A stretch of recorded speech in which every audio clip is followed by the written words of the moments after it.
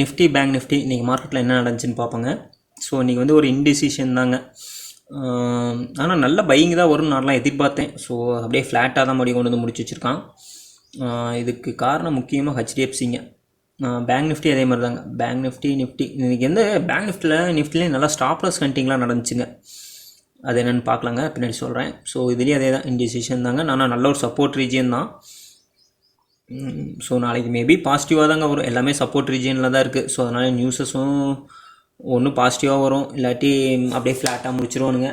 என்னோடய எதிர்பார்ப்பு அதுதாங்க. ஸோ அது எப்படி வந்தாலும் பார்த்துக்கலாம், நம்மள எந்த ஒரு பொசிஷனும் இல்லை. ஸோ நீங்கள் இந்த ஸ்டாப்லாஸ் கண்டிங்க பார்ப்போங்க. அங்கே பாருங்கள், நல்ல ஒரு மூவ் கொடுத்துச்சு. ஸோ இது வந்து ஒரு நல்ல ஒரு ரெசிஸ்டன்ஸாக இருந்துச்சு. இந்த ஒரு ரெசிஸ்டன்ஸ் இருந்துச்சு. ஸோ இங்கேருந்து மறுபடியும் மார்க்கெட் விழுந்ததுங்க, அக்ரெசிவாக விழுந்துருக்குங்க. அதாவது வந்து பார்த்திங்கன்னா இந்த மாதிரி வந்து பார்த்திங்கன்னா நான் வந்து கமாடிட்டி பண்ணுறப்ப தாங்க பார்த்துருக்கேன். அதாவது பார்த்திங்கன்னா சில்வர் எம்ஐசியில் வந்து பார்த்திங்கன்னா இந்த மாதிரிலாம் நடக்கும். நேச்சுரல் கேஸ் சில்வரில் அந்த மாதிரி நடக்கும்.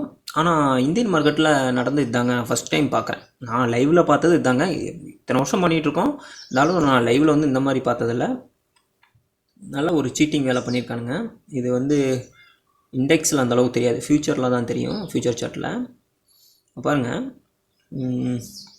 மார்க்கெட் மூவ் ஆச்சு, திரும்ப ரீட்ரேஸ்மெண்ட்டுக்கு இந்த லெவல் வரும். ஸோ நானும் இந்த லெவலில் ஆர்டர் போட்டு தாங்க வச்சுருந்தேன், பெண்டிங் ஆர்டரு. ஸோ இது வந்து ட்ரிகர் ஆகும்னு தான் நினச்சிக்கிட்டு இருந்தேன்.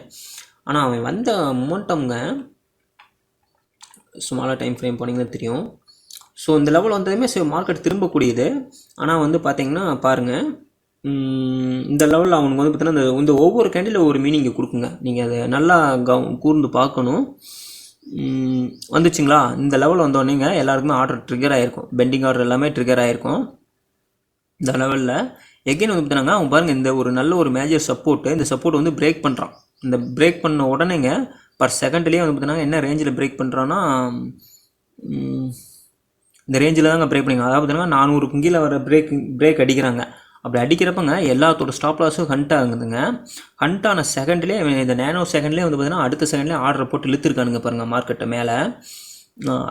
இது எப்படி நீங்கள் பண்ணுவாங்கன்னா, நீங்கள் பேங்க் நிஃப்டி போனீங்கன்னு வச்சுக்கோங்க.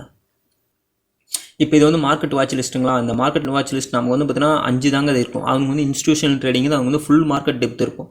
ஸோ அதில் வந்து அவங்களுக்கு தெரியும் எங்கெங்கெல்லாம் வந்து ஸ்டாப் லாஸ் ஆர்டரை போட்டு வச்சுருக்காங்க அப்படின்னு தெரியும். இந்த ஆர்டர் லிஸ்ட்டில் வந்து அவங்க பார்த்துருவானுங்க. அப்படிங்கிறப்ப என்ன பண்ணுவானுங்கன்னா, இந்த லெவல் இருக்குது பார்த்தீங்களா, இந்த லெவலில் எல்லாமே ஆர்டர் வந்து கலெக்ட் பண்ணுறதுக்காக ஒரு நல்ல ஒரு ப்ரொஃபஷனல் லெவலில் இருக்கவங்க பார்த்தீங்கன்னா ஆர்டர் பெண்டிங் ஆர்டர் போட்டு வச்சுருப்பாங்க. ஸோ அவங்க ஆர்டர் அடிச்சிடும். ஸ்டாப் லாஸ் சில பேர் போட்டு வச்சுருப்பாங்க. ஒரு சில பேர், நானும் இந்த இடத்துல ஆர்டர் வாங்கிதாங்க, நான் ஸ்டாப் லாஸ் எதுவுமே போடல. ஏன்னா மார்க்கெட் நல்லா பையிங்கில் திரும்பிடுச்சுன்னு சொல்லிட்டு. அவன் பாருங்கள், இந்த லெவலில் வந்து பார்த்திங்கன்னா மார்க்கெட்டை இன்ஸ்டியூஷன் வந்து அடிச்சு இழுத்துருக்காங்க பாருங்கள். அதாவது பார்த்தீங்கன்னா 47,380 இந்த சம்திங்லாங்க.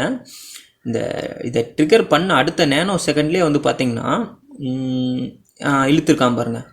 இந்த அளவுக்கு வந்து பார்த்திங்கன்னா இதுக்கு கீழே மார்க்கெட், அதாவது பார்த்தீங்கன்னா இது உடச்ச உடனேங்க எல்லாத்தோட ஸ்டாப் லாஸும் ட்ரிகர் ஆகும். அப்போ இந்த ட்ரிகர் ஆகிறப்பங்க ஒரே செகண்ட்லேயே வந்து பார்த்தீங்கன்னா அந்த ஆர்டர்ஸை பூரா கலெக்ட் பண்ணுறான். அப்படிங்கிறப்ப மார்க்கெட் கீழே விடாமல் இது எப்படி ட்ரிகர் பண்ணுவாங்கன்னாங்க, இந்த லெவலில் ஒருத்தங்க வந்து உடைப்பாங்க, இன்னொருத்தங்க வந்து பார்த்தீங்கன்னா அந்த நேனோ செகண்ட்லேயே வந்து பார்த்திங்கன்னா இந்த லெவலில் ஆர்டர் போட்டு, அதை பார்த்தீங்கன்னா இப்போ மார்க்கெட் வந்து பார்த்திங்கன்னா இந்த ரேஞ்சில் இருக்குன்னா 250 இருக்குன்னு வைங்க, 47,250 இருக்குன்னா, இது வந்து ஃப்யூச்சர் சார்ட்டுங்க. 250 இருக்குன்னா அவன் வந்து பார்த்தீங்கன்னா 380லேயே வந்துட்டுனா ஆர்டர், அங்கே 380லேயே ஆர்டர் வச்சு பை அழுத்துவானுங்க. அப்படிங்கிறப்ப என்ன ஆகுனா 380 கீழே இருக்கிற ஆர்டர் பூராமல் எல்லாமே அவனுக்கு தாங்க போய் சேரும், வேறு யாருக்குமே கிடைக்காது. ஏன்னா அவன் வந்து அவனோட ப்ரைஸ் மேலே வச்சு அவன் வந்து என்ன சொல்கிறான்னா, இந்த கீழே விழுவுறத வந்து மேலே வச்சு அவன் இழுத்துறான். அப்படிங்கிறப்ப இங்கே வந்து யாருக்குமே ஆர்டர் ஃபில் ஆகாது. ஸோ இதை பார்த்துட்டுங்க, அதுக்கப்புறம் பார்த்தீங்கன்னா இது ஒரு நல்ல ஒரு ரீட்டைல் ட்ரேடர்ஸ் வந்து பார்த்தீங்கன்னா பையிங்கே விடல. ஸோ அகைன் கீழே கொண்டு வந்து மறுபடியும் திரும்ப வந்து பார்த்திங்கன்னா இந்த லெவலுக்கு மேலே போகவே இல்லை. ரீட்டைல் ட்ரேடர்ஸ் என்ன பண்ணுவாங்க, இந்த லெவலுக்கு மேலே போனால் பை பண்ணிக்கலாம், ஸோ என்னமோ மார்க்கெட்டில் மேனிப்புலேஷன் இருக்குன்னு நினைப்பாங்க. நல்ல ஒரு எக்ஸ்பீரியன்ஸாக இருக்கீங்க, இந்த லெவலுக்கு மேலே விடல, திரும்ப வந்து பார்த்தீங்கன்னா இந்த லெவலே நிறுத்திட்டான் பாருங்கள். இப்போ எனக்கும் இந்த லெவலில் வந்துச்சுங்க. ஸோ அப்போ ப்ரீமியம் காஸ்ட் டு காஸ்ட் வரல, அதுக்கப்புறம் இங்கே வந்து தான் காஸ்ட் டு காஸ்ட் வந்துச்சு. ஸோ நானும் இந்த ரேஞ்சில் வந்து பார்த்தீங்கன்னா கொடுத்துட்டேங்க. ஸோ திரும்பவும் மார்க்கெட் இதே ரேஞ்சில் தான் இதாகும் அப்படின்னு. ஸோ எனக்கும் நெகட்டிவ் தாங்க. இது வந்து இன்றைக்கி இது வந்து 1 lakh மேலே இருந்துச்சு, ஒரு 10,000 விட்ரா போட்டார். நேற்று ஆர்டர் பொசிஷனும் இன்றைக்கி தாங்க கொடுத்தோம், காஸ்ட் டு காஸ்ட்டில் தான் அதுவும் கொடுத்தோம். இந்த ஒரு பையிங் வரும்னு எதிர்பார்த்து தான் இதுக்கோசம் தான் வெயிட் பண்ணோம். ஸோ இது வந்து இந்த பையிங் வந்தோடனே காஸ்ட் டு காஸ்ட்லேயே கொடுத்துட்டோம். அதுக்கப்புறம் இதில் வந்து பார்த்திங்கன்னா இன்றைக்கி ஒரு 275 இதுதாங்க. வந்து பார்த்தீங்கன்னா இது 47,400 இது வந்து இந்த லாஸ்ட் நிமிஷத்துலங்க ஒரு 740ன்னு நினைக்கிறேன் வாங்கினேன். அதுக்கப்புறம் மறுபடியும் மேலே வரும்னு நினச்சேன். ஸோ வரல. அதுக்கப்புறம் 700 கொடுத்துட்டு வந்துட்டேங்க. ஸோ நாளைக்கு நியூஸ் எப்படி வந்தாலும் பார்த்துக்கலாம் அப்படின்னு சொல்லிட்டு எதுக்கு வெயிட் பண்ணிகிட்டு இருந்தேன். இது என்னோடய அக்கௌண்ட் இல்லைங்க, இது வந்து மணிகண்ட பூபதி முருகேஷன் சொல்லிட்டுங்க. சூரிய பூபதின்றப்ப வந்து யூடியூப்பில் நமக்கு சப்ஸ்கிரைபராக இருந்திருக்காரு, அவருடைய அக்கௌண்ட் இது. இதுதாங்க இன்றைக்கி இன்ஸ்டியூஷன் பண்ண மேனிப்புலேஷன் தான். இந்த மாதிரி நிறையா இருக்குங்க. ஒவ்வொன்றா வந்து பார்த்தீங்கன்னா லேர்ன் பண்ணிக்கோங்க. இந்த மாதிரி ஒவ்வொரு கேண்டிலையும் ஒவ்வொரு மீனிங்கை கொடுக்குங்க சப்போர்ட் அண்ட் ரெசிஸ்டன்ஸில். ஸோ இது எல்லாமே நீங்கள் வந்து ஒவ்வொன்றும் லேர்ன் பண்ணிக்கணும். இது வந்து பார்த்தீங்கன்னா உங்களுக்கு வந்து ஹையர் டைம் ஃப்ரேமில் தெரியாதுங்க.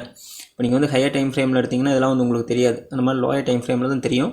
ஆனால் லோயர் டைம் ஃப்ரேம்லாம் வந்து பார்த்தீங்கன்னா நல்லா எக்ஸ்பீரியன்ஸாக இருக்கிறவங்களும் பிரச்சனை இல்லை. ஸோ ஃப்ரெஷ்ஷாக லோயர் டைம் ஃப்ரேம் யூஸ் பண்ணாதீங்க. இந்த மாதிரி இதெல்லாம் லேர்ன் பண்ணிக்கிறதா இருந்தால் நீங்கள் இந்த மாதிரி யூஸ் பண்ணி பாருங்கள். ஆனால் எந்த ஒரு ட்ரேடும் எடுத்துக்காதீங்க. பேங்க் நிஃப்டியை பொறுத்த வரைக்கும் அதே தாங்க, நம்மளோட சப்போர்ட் நல்ல ஒரு சப்போர்ட்டுங்க. அந்த ஒரு லெவல் 200ங்க, 47,200 இதானே இண்டெக்ஸ் சார்ட் தானுங்க. 47,200 to 100ங்க, இதெல்லாம் நல்ல ஒரு சப்போர்ட் லெவல். இது ஜஸ்ட் அவன் ஹண்டிங்காக கீழே கொண்டு வந்ததுங்க. நிஃப்டியிலே அதே தாங்க, அந்த ஒரு 200 to 100ங்க, சாரி 200 to 300ங்க. இது ஒரு நல்ல ஒரு சப்போர்ட் ஜோன் தான்.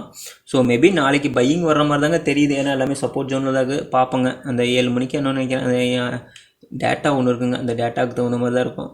ஸோ ஒரு சில டைம் நல்லா நடக்குங்க, ஒரு சில டைம் வந்து ஒன்றுமே நடக்காது, அப்படியே இதாகவே முடிச்சிருவானுங்க. ஸோ அதனால் நம்ம பெரிய அளவுக்குலாம் எதுவும் இருக்காது. வந்தால் பையிங் தான் வரும்னு நினைக்கிறோம். அது எப்படி வந்தால் என்னங்க பார்த்துக்கலாம். இந்த ஒரு டேட்டாங்க 5.2 கொடுத்துருக்கானுங்க. ஸோ பார்த்துக்கலாம். இன்றைக்கி வந்துங்க ஹெச்டிஎஃப்சி பார்த்தீங்களா, ஹெச்டிஎஃப்சியும் நம்ம ஆல்ரெடிங்க இங்கே பிரேக் அவுட்னு சொன்னோம். ஸோ நேற்று கேப் டவுனில் ஓப்பன் பண்ணி மறுபடியும் பையிங் விட்டுங்க, மறுபடியும் வந்து பார்த்தீங்கன்னா க்ளோசிங் கீழே வச்சு முடிச்சானுங்க. இன்றைக்கி பாருங்கள் நல்ல ஒரு பையிங். ஸோ ஹெச்டிஎஃப்சிக்கு ஒரு வசந்த காலம் பிறந்துருச்சுன்னு நினைக்கிறேங்க. ஸோ ஹெச்டிஎஃப்சி தான் வந்து பார்த்தீங்கன்னா பேங்க் நிஃப்டியை மேலே கொண்டு போக போகிறான் 50,000க்கு நினைக்கிறோம். பார்ப்போம் நாளைக்கு என்ன மாதிரி நடக்குதுன்னு. ஸோ இனிமேல் பேங்க் நிஃப்டியும் பார்த்து ஃபோக்கஸ் பண்ணலாங்க. ஸோ என்னென்னு பார்ப்போம். நிஃப்டிக்கு கூடங்க ரிலையன்ஸ் கொஞ்சம் தடுமாறுது. ரிலையன்ஸ் வந்து பார்த்திங்கன்னா தடுமாறிக்கிட்டு இருக்குது. ஸோ நிஃப்டியை கூட விட்டுட்டு பேங்க் நிஃப்டி சைட் ஃபோக்கஸ் பண்ணலாம். ஆனால் பேங்க் நிஃப்டி சைட் பண்ணுறப்பெல்லாம் கொஞ்சம் நிஃப்டி மாதிரி இதாக பண்ண முடியாதுங்க.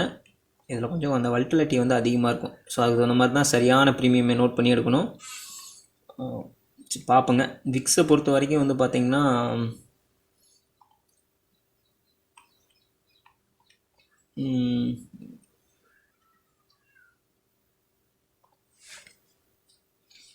நல்லா ஒரு கூல் டவுனில் தாங்க வந்திருக்கு.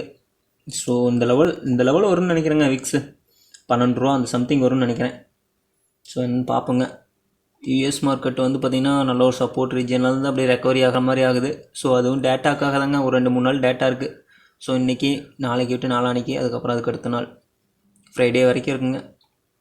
எல்லாமே நல்ல ஒரு சப்போர்ட் ரீஜனில் தாங்க இருக்குது. ஸோ பார்ப்போங்க மார்க்கெட் என்ன மாதிரி பார்ட்டிசிபேட் பண்ணுதுன்னு.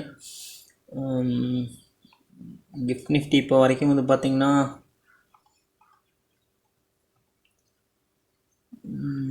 மார்க்கெட் முடிஞ்சது வந்து பார்த்திங்கன்னாங்க 440 முடிஞ்சிருக்க மாட்டிருக்கு. நம்மளோட ஃபியூச்சர்ஸ் எவ்வளோ முடிஞ்சிருக்கு, 437. போஸ்ட் மார்க்கெட் அட்ஜஸ்ட்மெண்ட்டில் 440 வந்துருக்குங்க. ஸோ அப்படியே பாசிட்டிவாக தாங்க வரோம்.